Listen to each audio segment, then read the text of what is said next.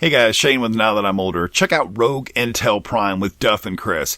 Anything goes in this podcast of infinite possibilities. The gang are sure to entertain with their take on the latest news, commentary, and review of, well, whatever the hell they feel like. Check out Rogue Intel Prime on rogueintel.com.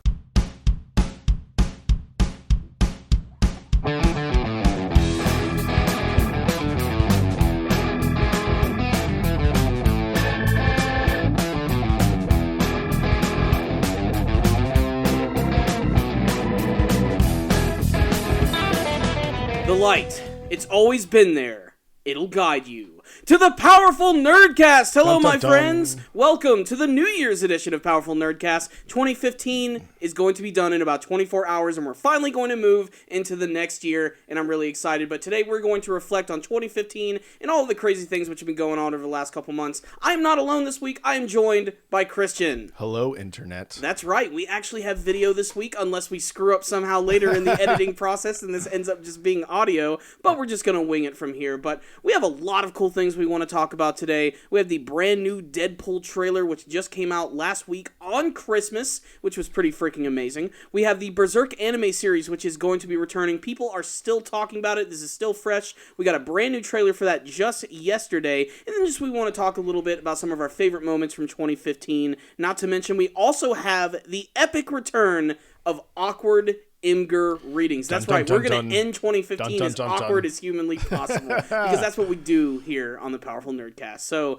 Christian, did you have a good holiday? I did. Christmas was good. I had like a few Christmases because, you know, you got like your mom's side, your dad's side, and then if you have like a girlfriend, she has her mom's side and her dad's side. So I had like 7 Christmases. Damn. It was great. Actually, I only had 2, but it's always fun. And then I also went to South America a little bit and saw some of my family, so that was awesome. Oh yeah, you know, I got some family down there, so it was cool to see them. And but I'd say this year overall, you know, getting back to the topic of this podcast, has been awesome. Couldn't have asked for a better year. We had so many great things, and overall, I just think that the new Star Wars movie was like the cherry on top finishing up this year. And I know you were excited about it. It's still hard to escape the allure and power of Star Wars. I'm seeing it a second time tomorrow. Which still blows my mind. Of course, you're going to be taking your girlfriend to see it this time, which I'm sure she's going to absolutely love it. But the fact that you're so willing to go see it again, I think is a big accomplishment because, you know, The Force Awakens has appealed to people who aren't even Star Wars fans. You know, my brother, who's a sports fanatic, who got me this awesome shirt for Christmas, by the way, which is an Atlanta Braves shirt with all these cool Marvel superheroes. Why does it do that? I don't know. Whatever. Are they playing baseball? No. They're just there. They're just there. It's cool. It lets you know that I'm from Atlanta and I like nerdy shit. Yeah. But, you know, covers even all the bases. he went to go see Star Wars and he loved it. He thought it was great, you know.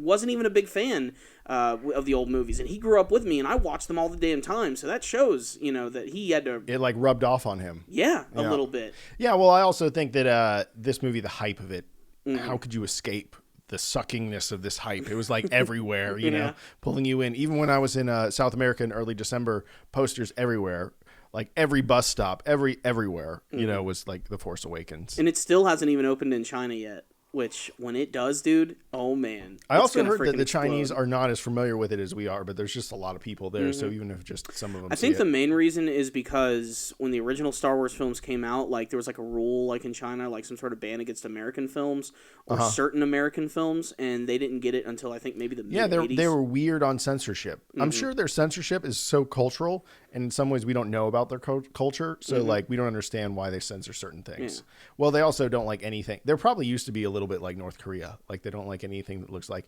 raising up against the government.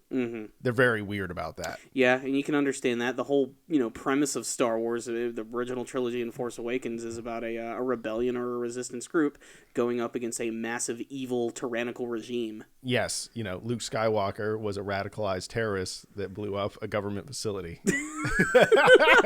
Who was it who said that? I don't know. I just saw it's some meme, you know, that Luke Skywalker was. They pretty much made the assumption that he was like a person in Afghanistan, and then the U.S., aka the Empire, came and bombed him with drones and killed some of his family, and then he became a radicalized terrorist. That's the assumption they were making, and I was like, oh, I guess that's true, but you're forgetting the Empire had a gun that could destroy planets. Yeah, and it was they were kind of assholes. I mean, the Empire were more closer, I'd say, to Nazi Germany than, say, maybe the United States of America. It's funny, the U.S. has created so many enemies and so many different archetypes. We can just create movies where enemies are each character.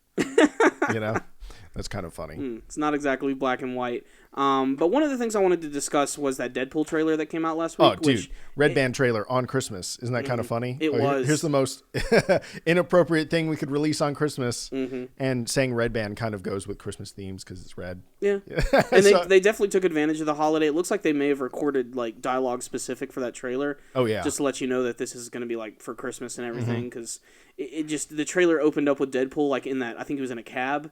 Like a driver, and I loved just him being bored in the back playing with the windows and stuff, going to the tune of the music and everything, and then him actually mentioning that it's Christmas Day, and then that great shot with him, like, as he said, shish kebabbing that one guy with his sword, just and then he's like, before I got my sweet ass in the spandex, you know, it's like, even the posters are like sexual, but in a goofy way. It's like, wait till you get a load of him, and it's just his crotch with a gun over it, and I'm like, that's the poster?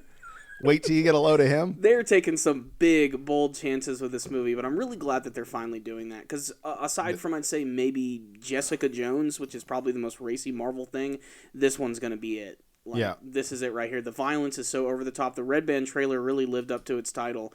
Just lots of violence. That's the one thing I took away from it the most. Like that one shot where he decapitates a dude and then he kicks his head like into another guy.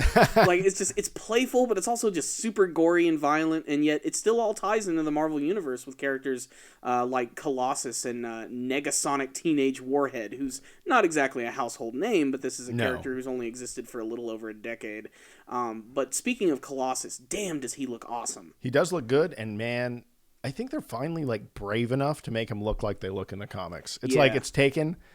I really say that the good superhero movies started at you got your first X-Men and then you got Spider-Man, and those like set everything off. And they've just come a long way since then. They actually let characters look like characters. Like look at the new Teenage Mutant Ninja Turtles. Yeah, Bebop and Rocksteady. They look like copy paste. Doomsday. Well, they can't get it all right. It's not a switch you flip. But I've said it before. You know, I think Deadpool, this movie, the live action one, is definitely the best live action costume I've ever seen.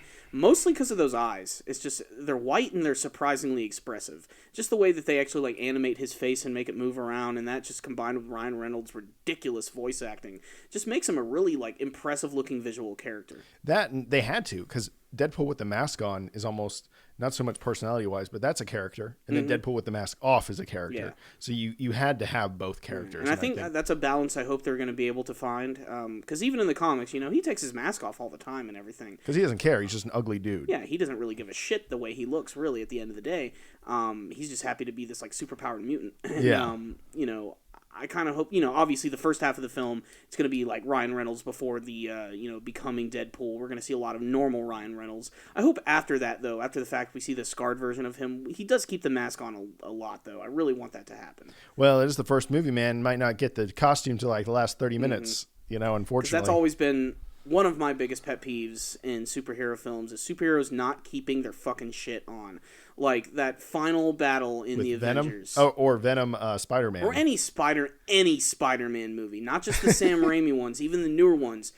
Just Spider-Man does whatever he can to take his fucking mask off every single time. You wear the mask so no one knows who you are. That's the whole point of being a superhero. And I didn't come here to see that shit. I want to see the actual superhero in action.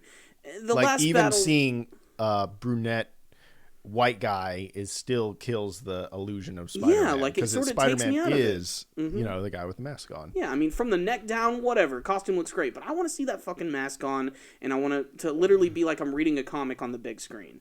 That's, you know, be expressive through the movements and the voice acting.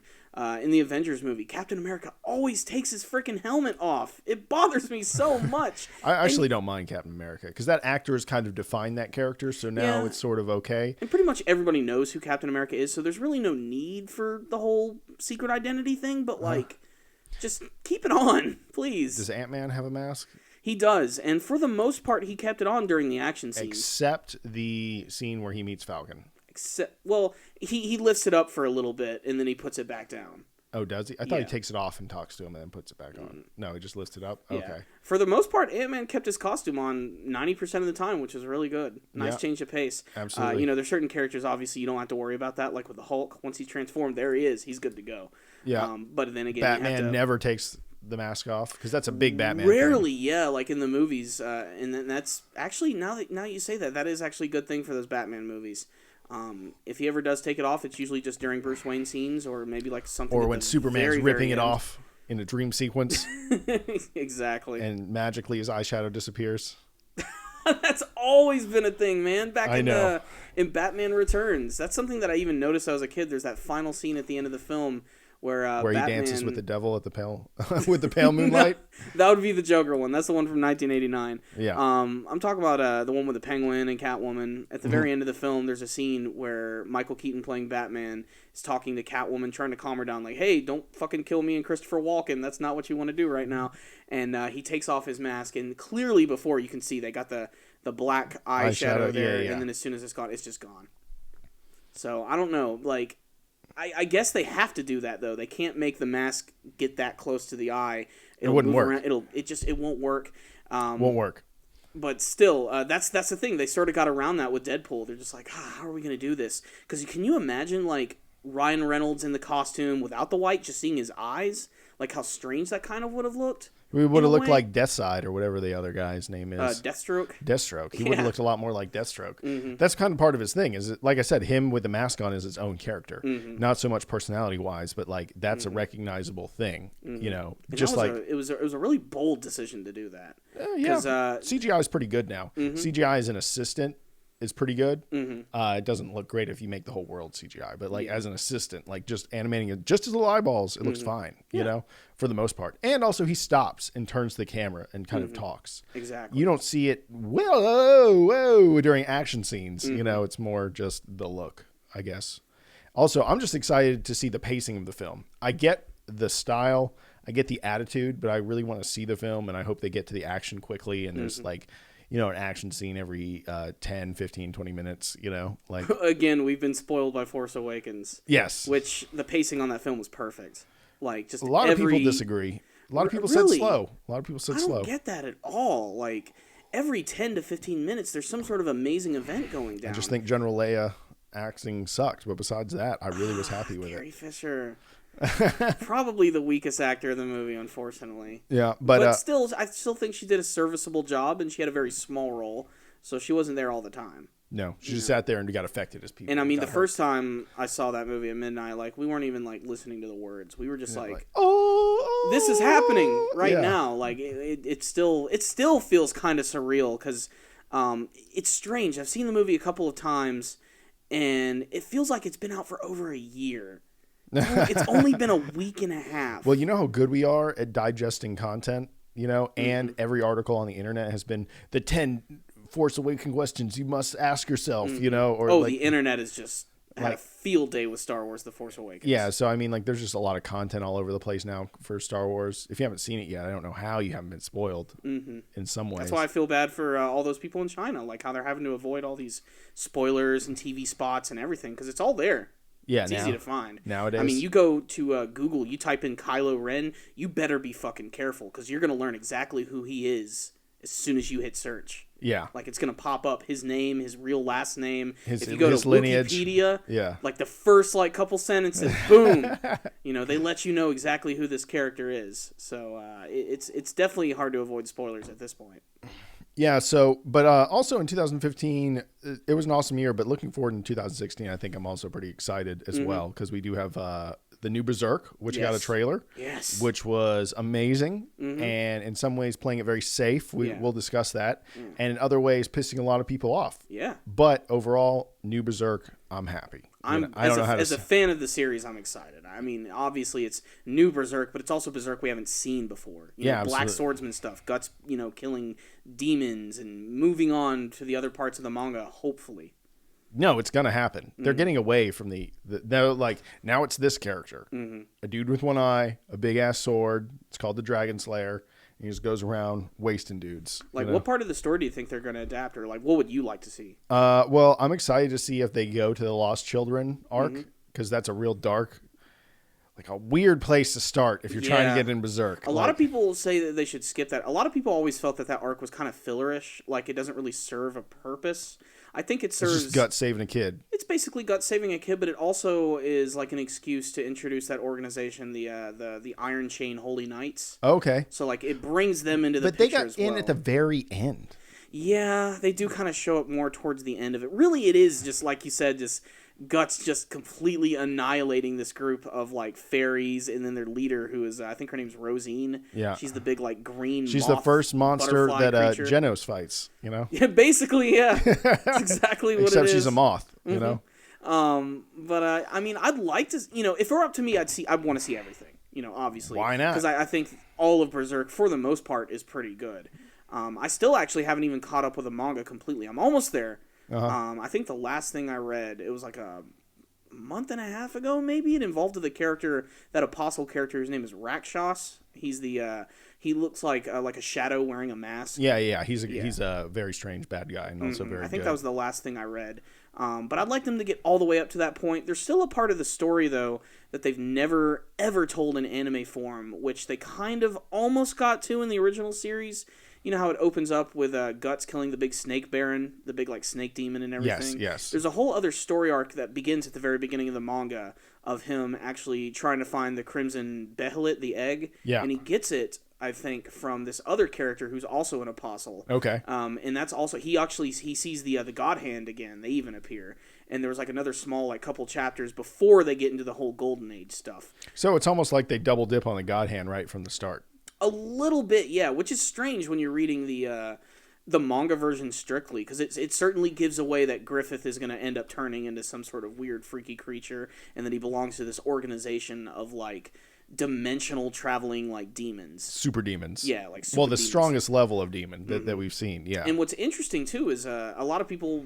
The hardcore Berserk fans probably do, because they pick apart everything. In that story arc at the very beginning, that one apostle who's, I think his name is the Count. He's just like this really big guy.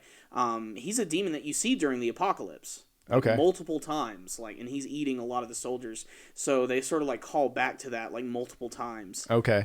Both at the beginning and towards the very end of the. Yeah, he's some story. big like four-legged super salamander looking dude. Yeah, like almost like a slug. It's yeah. really weird looking. But if it were up to me though, I would personally skip that. I would skip that one only because I have read a little bit of that arc before. It's been a while. Yeah. But I like the Lost Kids arc. It's the first arc of the series. Yeah. You know, it does open with Black Swordsman stuff for I think 7 chapters, and then they get right into the Golden Age. Because they're like, here's a taste of what happens, now let's show you how this happens, and then they really get into it. Yeah. But if they do open up, if they, let's say they pick up from the movie trilogy, so it would be just him meeting Skull Knight and learning his destiny and getting ready to go into battle, it would have to pick up immediately with the Lost Children arc, which...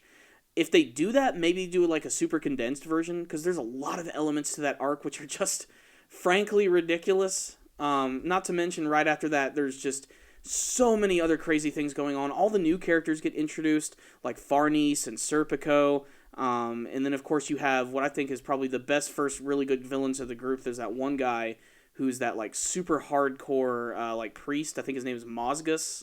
He's the guy who transforms into the big feathered demon thing. Oh yeah. He's completely obsessed with his religion, even though he's should not. There's a huge contradiction between his religion and the things that he does to people, because he tortures them to death if they don't follow the Holy See.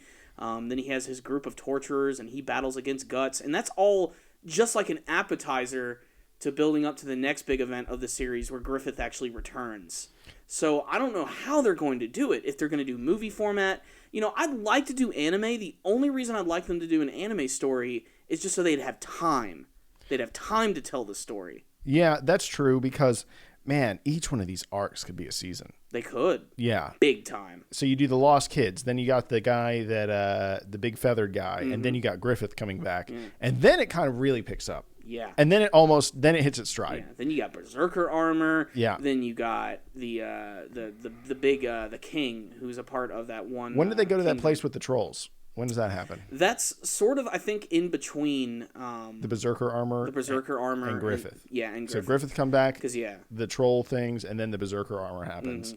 Because I think the trolls are when they pick up the sorceress. I forget her name. I think it's Shirk. Shirk, yeah. The wizard lady. Mm-hmm. So, yeah. And there's so much Berserk. We just had to remember all that. And that's 4 different arcs, right there. You got to keep in mind, too, this is a manga series that's been running since the 80s. So where do they pick it up? To be honest, I just say, look, guys, we got to just hope that this thing is so popular that we keep it funded and we just do it all. Mm-hmm. Just a slow burn, and we just do it all. Not too slow, though. Not too slow. You know, like find a good medium. You know, like, keep it brisk. Couldn't we get one really awesome arc of 25 episodes a year? Would that be cool? Or is that too slow? That would be good. I don't think that's asking too much. I mean, a 25 episode arc a year would be fan-freaking-tastic. Maybe kind of emulate what they're doing with JoJo's Bizarre Adventure. Yeah. Kind of like, you know, it's a little easier with JoJo because the seasons are divided up with completely brand new characters and they're set within their own, like, time periods. So they can, you know, end an arc and wait a little while before they can do the next one. But Berserk is sort of a continuous story, but I think they could divide up each of the stories in, like, their very own arc. It's just... Again, it goes back to, like, do you want a heavily censored anime? Do you want a super gory movie? Do you want a high-quality OVA? It's really hard to choose at this point. They did a good job of the trailer, too, by not showing anything too violent or anything. It's just Guts destroying some skeletons, which at first I thought was kind of a cop-out, because I'm like, I want to see some, like, really some big, messed up shit. But then I realized, I'm like, well, they didn't make that up. He has fought hundreds of skeletons before. It wouldn't be the first time that Guts did that. That's a whole nother aspect that we haven't, like, discussed. Every time it gets dark, demons come out. Pretty much, you know? Mm-hmm. So I think they said something like that in the beginning of the trailer. Like, it's like sleepless nights. Yeah, that's kind of what they something. referred to. Yeah.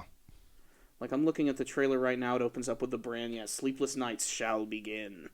So freaking ominous and amazing. But let's get on to the biggest thing about this trailer, something that a lot of people are complaining about, which things is the they CG. don't like. Yeah. Which that seems to be the one thing, is just the abundance of CG. It starts out pretty promising, but the minute you see Guts sort of walking towards the screen, you can definitely tell that it's rendered in CG. And I don't know, maybe it's the frame rate that makes it look kind of choppy. I'm not so sure. Could be an artistic choice. It could be an artistic choice. It's hard to say. Like, there's a lot of shows now that are trying to do, like, a mixture of 2D animation and 3D animation. This show that aired last year, or this year, actually, it's so bad I'm already forgetting about it. Which one? It's called God Eater, which is a show that I thought about reviewing a couple of times. You're throwing out some heat, Corey, about God Eater. A lot of people liked it, but a lot of people didn't at the same time, and it had a style that's very similar to this trailer right here. And the only reason I didn't like the God Eater anime series is because it was one of the most generic pieces of crap I've ever seen. I've seen that anime series a million times before, and as pretty as it looked at times, it never really wowed me. But I really hope they're going to find a happy medium, because even the close-up shot of Guts' face, like, it looks like it's, like, hand-drawn. Like, it looks more traditional anime, but, like, his armor and everything still kind of has, like, a CG effect to it. But, like, the look of him destroying the skeletons and the speed of the sword and everything, and just the overall destruction, like that final shot, that looks great. Like, I think that looks really cool. I'll be honest. I think it is all CG in the beginning, but as soon as the skeletons come in, it becomes animation. Mm-hmm. So it's like... I mean, it's definitely enhanced with a little bit of CG, no doubt. Yeah. But that shot where he swings the sword, like his armor and stuff, that's definitely rendered in CG. Yeah, but his face isn't. And his face is not, which is very strange, which, again, that's another thing. It's like, I like it. I'm not too opposed to it. I do want it to look a little more traditional hand-drawn. If they do get to the whole Berserker armor thing, like, obviously, are they going to give it the whole CG treatment? Probably. Which of course, if I kind of don't want.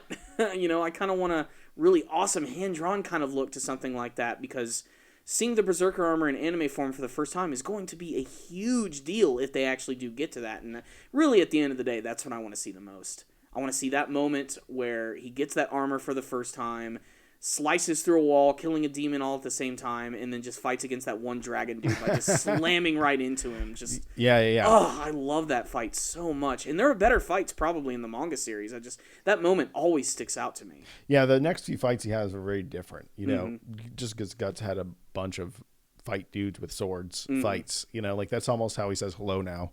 Yeah. So it gets a little more in depth in some of the later and arcs. I want every fight to be animated. That kind of goes back to me kind of wanting an anime television series, because I love the 100-man fight in the movie trilogy, but I also love the original version just because the movie version goes by real quick.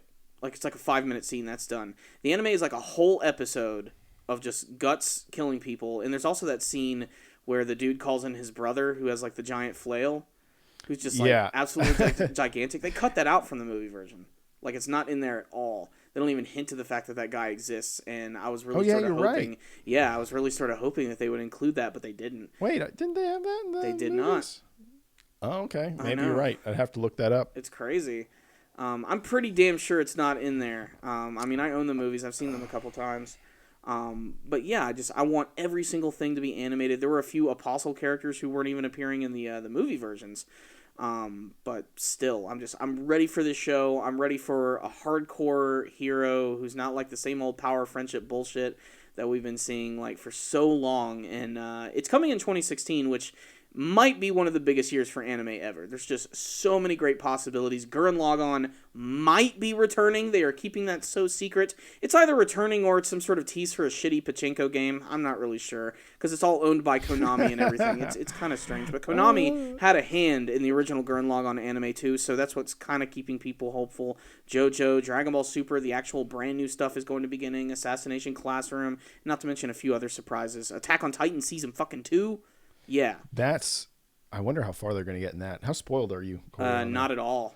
Really? I am so not spoiled on that show, and I am so proud. Wow. Yeah. You know how easy it is to just go read the manga and find everything out? I'm glad, too, because I reviewed Attack on Titan Junior High, which was the comedy show. Uh-huh. People were telling me there were spoilers all up in that show, but I didn't even notice them. And then while looking at the show, I realized what they probably meant were there were characters who show up who have, like, no dialogue.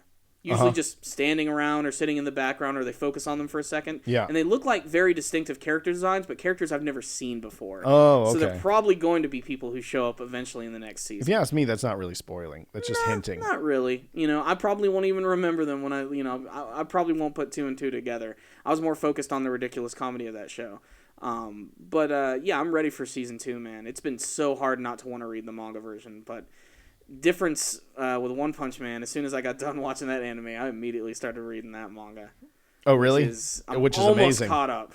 Amazing. I'm getting there. It is pretty freaking great. It's so great. It's either the manga's ending at a great time right now, or if you find its current position, it's great. And then if you actually spend the time to read the webcomic, it's even better. It's ridiculous how good it is. So it's like... Shit, but when they get to where they're at now in the webcomic, because if you're not aware, One Punch Man is based off a webcomic, which is like a cheap poor man's manga, and then they adapted it to a manga, and then they turned it into an anime. And the webcomic is in such an awesome place too. So it's just like, damn, it's gonna take 5 years before you guys get here. Probably. It's definitely, I'm glad we got what we got from the One Punch Man anime series, but at the same time, I'm also kind of like, oh, if only they'd have waited like another year, maybe 2 years, we could have had more substantial material given to us. But what they did give us was still pretty freaking great. Yeah, but I think Lord Boros, he was a great place to stop, because that's one of the coolest fights of that show. So far. Without a doubt. Every time I show that episode to people, they freak out. When I was watching that with Ben last week, just his jaw was on the floor constantly, like that whole initial fighting sequence. Yeah. As soon as Saitama's or like the One Punch Man theme kicked in, it was awesome. It's still a really good fight. It's one of those episodes that kind of gets better every time you watch it, because it moves so fast that you always see something kind of different each time, like a little bit of choreography or just the way the characters move. They clearly put a lot of love and attention into that episode. Yeah, and you also got to think, like, that's like a classic one to me. That's like, that goes back to that episode, the first time Goku and Vegeta fight on Earth, you go back to some, what's Luffy versus the guy that can change into the cheetah? What's that? Rob Lucci. Lucci, like that's... Is he a cheetah or is he a jaguar? Either way, big cat guy. The cat man. The cat man. Yeah. Like those are some classic episodes that I think that'll always make it in that list now, And people always mention that. I always think of Luffy versus Bluno, who is he was also a member of CP9. It was the first time Luffy used Gear Second. Yes, that's a good fight, but that was more of a... it wasn't a full episode deal, but like... That moment was so cool. It was more of a, this is the things to come, I feel like, in that episode, which is not what One Piece does anymore. They barely give you any cool shit anymore. You just wait around for nothing. Yeah. I mean, they are really close to the manga version right now. I didn't know that before. Now that I read the manga. I'm a little underwhelmed by the Luffy verse Doflamingo fight. It really hasn't started, though. It hasn't, but in the same way... This is all foreplay. I guess that's true. They have to get rid of Treble first, and then it's going to be full-on Luffy versus Doflamingo, which I can only really pray that they do justice to that. We have to wait and see. We're probably about 2 weeks away from Gear 4th. Really? Just appearing? Yeah, it has to happen soon.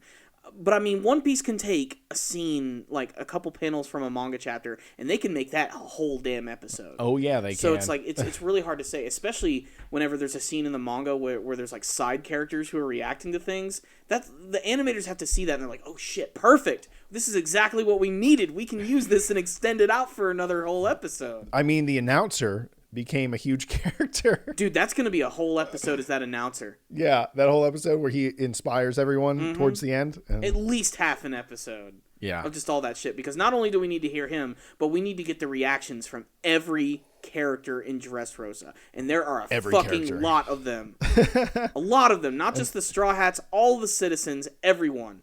And they'll all be in the same place because of the birdcage. So they'll all yeah, I mean, I have high hopes for... I have a feeling they'll at least do one episode of Luffy vs. Doflamingo that'll blow our minds. You know, they have to. There have been... That's the thing. There have been moments in the Dressrosa arc that do look really great. Ironically, I think some of the best moments from the arc have involved characters that aren't even the main ones. It's always been a lot of the side characters who I felt were really awesome. One of the coolest moments from the battles recently was Lao Ji versus Sai. I thought that was freaking great. Oh, that was great. And it was short-lived. I mean, it was very short-lived, but, like, do that for a whole episode with Luffy and Doflamingo, and people will freaking eat it up. Yes. Mm-hmm. Way more than Naruto right now. Naruto doesn't exist right now. Yeah, it does. I'm going to review all of that shit. I love it. Every week I review that show, there's always that one comment. Dude, why are you even watching this shit? I had a mission statement years ago when I said I was going to start reviewing Naruto Shippuden, and then I'm going to review every episode, good or bad. You are getting beat up by the system. Yeah. It's been pretty bad. I think we're on break this week, which frankly I'm kind of glad for. I'm kind of sick of this crap. Because they've even announced that those fillers are going to be going way into 2016. We're getting that Itachi special in March, I believe, and I think Kaguya's getting her own original stories, which are going to be... Which, actually, that's what we wanted. We always used to say, hey... Kaguya needs more. Yeah. She does. She needs more backstory. So, I'm not going to judge until I see the episode, but I know that when I see it and it has shitty animation and crappy story... We'll have to see what I have to say. Maybe they will put some love and attention into it. We'll have to see. But it looks like this whole Naruto filler thing is going to be going on for a little bit longer than most of us even predicted. And a lot of people have straight up just jumped off ship. They're done. We're done. Even when the canon returns, it's like, what's the point? We've all read it. We know. We're done. I mean, 2015 has been a disappointing year for Naruto, to say the least. 8 episodes based on the manga. 8. All together. Everything else has been a filler. Literally. And almost all that filler has sucked balls. It's all been so bad. There have been some big anime disappointments of 2015. The other big one is another ninja show, Ninja Slayer. You reviewed it. How many episodes? Like 10? I got up to like 17, and then I was just like, fuck it. I'm done. Every episode is practically the same. It's the same joke over and over and over. And if it's not that joke, it's usually something really fan servicey and really off-putting. And just sayonara! Yeah, that was funny the first 10 times. When we finally started getting in the next set of 10, I was like, okay, I get it. Yeah, it's sayonara. And then it's the same thing constantly. Even up to the final episode, which, yes, I have seen the whole series. Maybe I will do a discussion about it at some point. It's just more of the same, really. Does he defeat the same? Does it look like an epic battle's about to start, and then it goes... Of course it looks like an epic battle's about to start, and then they fucking jerk you off. I can't stand it. That show had so much freaking potential behind it. Yeah, it did. And it ended up teetering off. You know, that and Naruto Shippuden this year have been bad. I had some really great anime experiences. I even have a top 5 favorite, but I'm going to reveal that in a separate video that's going to be on our channel. Make sure to stay tuned for that. It's basically going to be the New Year's special. But didn't we already say this is the New Year's special? Yeah, we get 2. There you go. You get 2. Don't complain. You're getting 2. You're getting 2. What other things happened this year or next year that you want to talk about, Corey? Kung Fury, best movie of the year. What do you think? Yes. Next thing. I've shown that movie to so many people. I know a few people who edit videos, so every time I run into them, I'm like, have you seen Kung Fury? Mm-hmm. They're like, no. And then I give them headphones and my iPhone. I'm like, sit here and watch this right now. Or if we're in front of a computer, I pull it up. But Kung Fury's the shit, man. I'm very, very impressed by it. And at their Comic-Con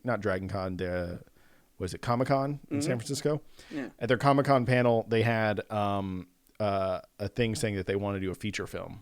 So Really? very excited about that. God, that'd be crazy. I mean, would they basically just take the same concept and extend it to like an hour and a half? I guess the guy said, hey, I spent all this time building this world and making these characters. I'm not going to just abandon them and make something new. Mm-hmm. You know, I want to just keep this going. Yeah. And he's the fucking star. Why wouldn't he want to keep it going? You know, he's the director is Kung Fury, you know?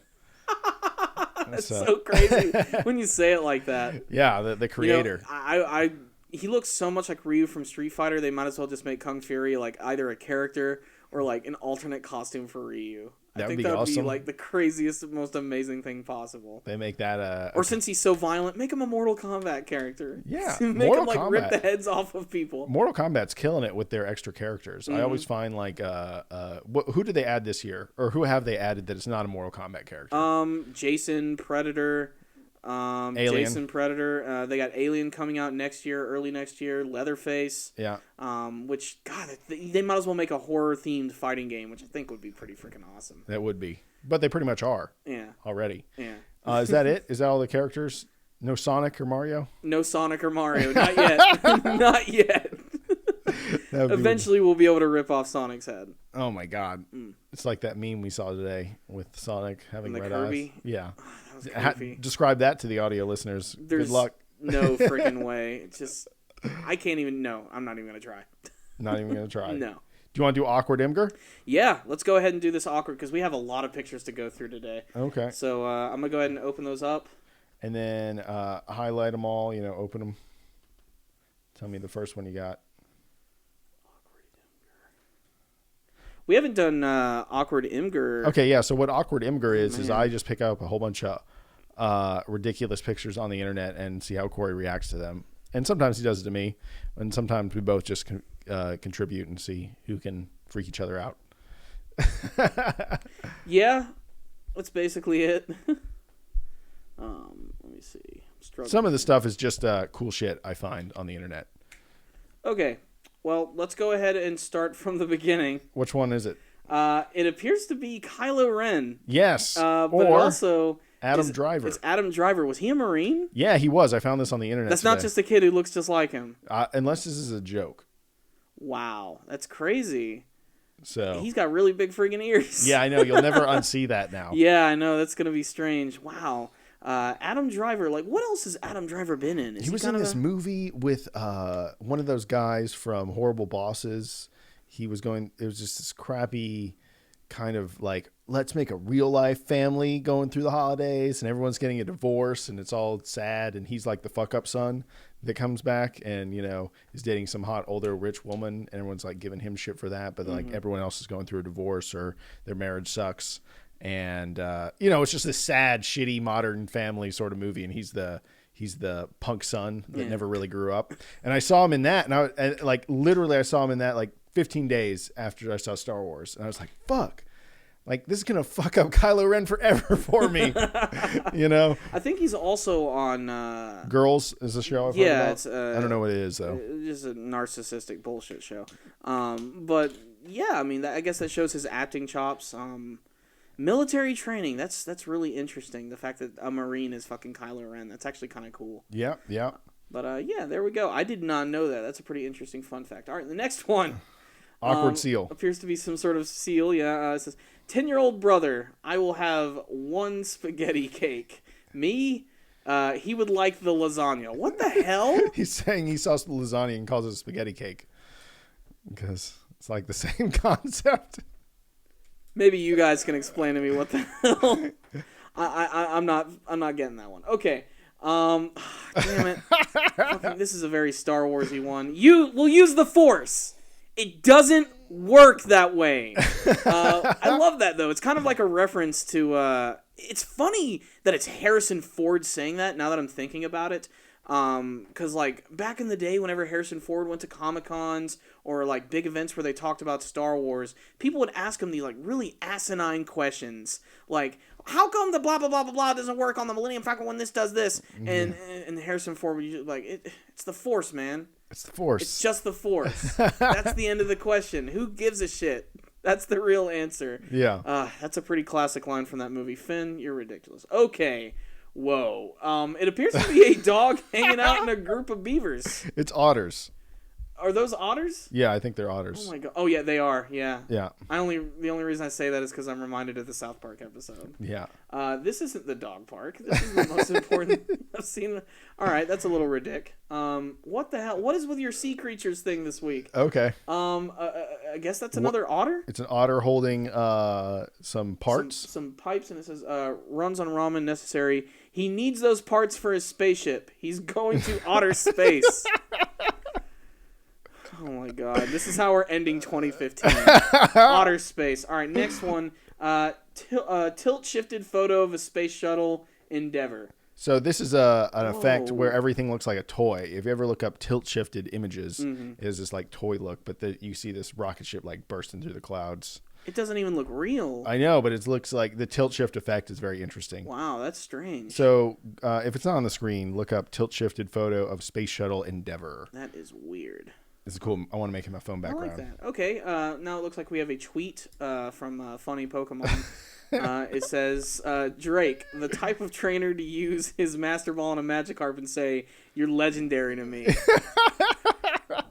I don't know how Drake has slipped into so many awkward angers this year. I love Drake. All right, here we go. It looks like more Star Wars. Yeah. Oscar Isaac as Poe Dameron. And he says, "When your new friend looks really good in your jacket." He's got this, like, disturbing, like, fuck yeah look on his face. Like, Finn looks like a robot. Sorry, that's you get the joke. All right, and then right after that, we go to Bill fucking Cosby, of all people, because he's hilarious, right? Yeah. And it says, "When you hear a drunk girl say, 'I can't find my friends.'" And he just turns and smiles. Oh, my God. Poor, you know what? I don't even know if I should be saying poor Bill Cosby. His legacy is gone. It's over. Every single time I hear about him now, it is just disturbing as shit. Okay, next one we have this message here. All right, let's go ahead and read this. Witnessed the devastating effects of marijuana last night when some random guy in front of me at the marathon bought some Tostitos.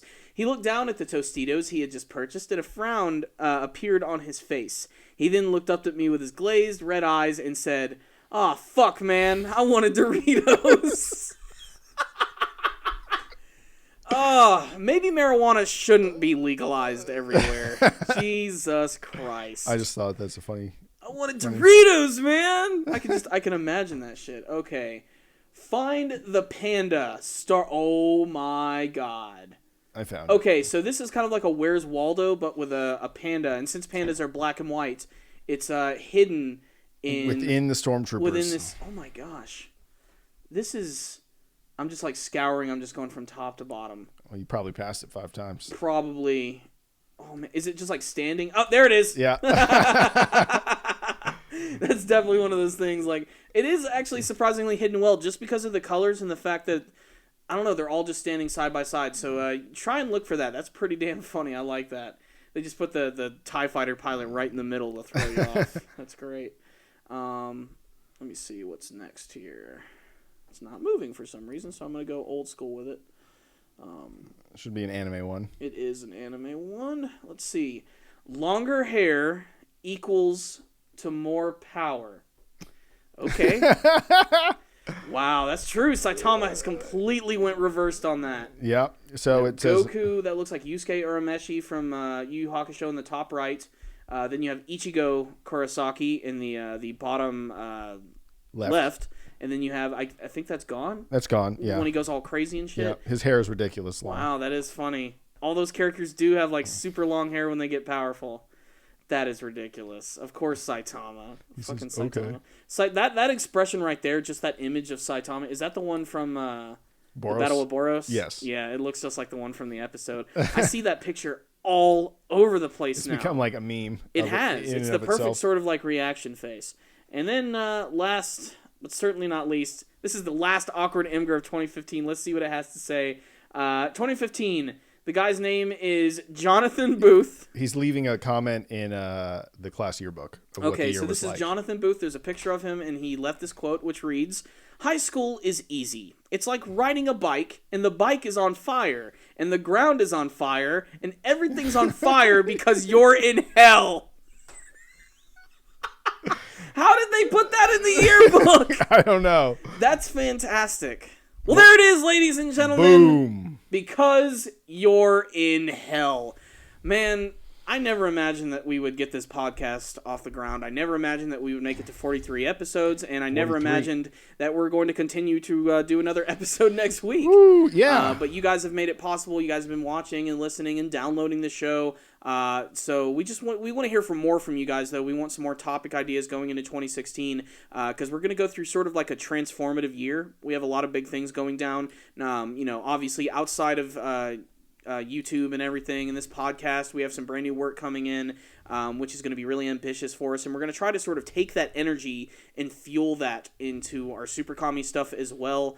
We have a lot of new things, like new intros we're going to be implementing, new video styles. We're going to be using some brand new high-quality caramers because we want to make things look better for you guys, and we're going to be doing some things, taking some things in other directions. The podcast also, it's mostly for the most part going to stay the same, but we do have some guests planned for 2016, so make sure to stay tuned for that. Just lots of possibilities. I was kind of hoping we could get to 50 episodes this year, but we did take a couple of breaks. But still, that's okay. I'm glad we were able to release this many episodes just this year alone. When did we start? What did we start at the beginning of the year? I don't know if it was at the very, very beginning, but I want to say March or April. April, I believe, is when we started. Well, that's a lot, actually. Yeah. We got a lot done. You know? did. Maybe we didn't get how many weeks are in a year? 52, 53? I forgot. I don't know. We'll Google that shit. You got smartphones. Yeah. The point is, we almost did one every week. You know, we were pretty good about it. Yeah. I think we only took like 2-3 breaks.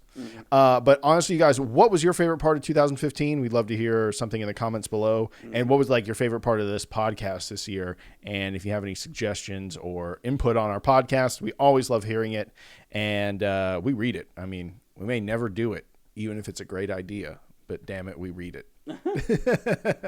And thank you guys so much for watching and everything like that. Corey, do you want to take us out? Yes. Before we go, I just want to go ahead and thank Rogue Intel. Rogue Intel has done an amazing job with bringing our channel podcast to you guys this year. They've been managing the entire show. They've been uploading it to iTunes and RogueIntel.com with all their other amazing shows. So to all those at Rogue Intel, thank you so much. Duff, thank you so much.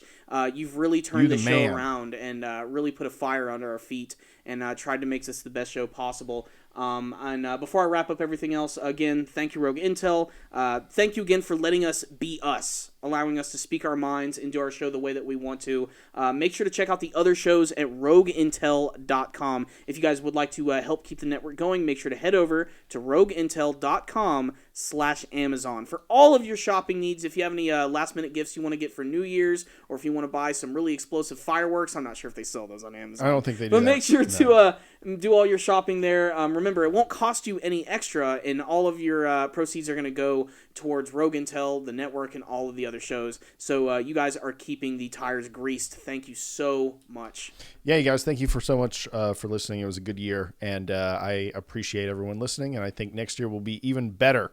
And we're, like Corey said, we're going to take it bigger and better. So thank you guys so much for listening, and until next time, the Powerful Nerdcast is out.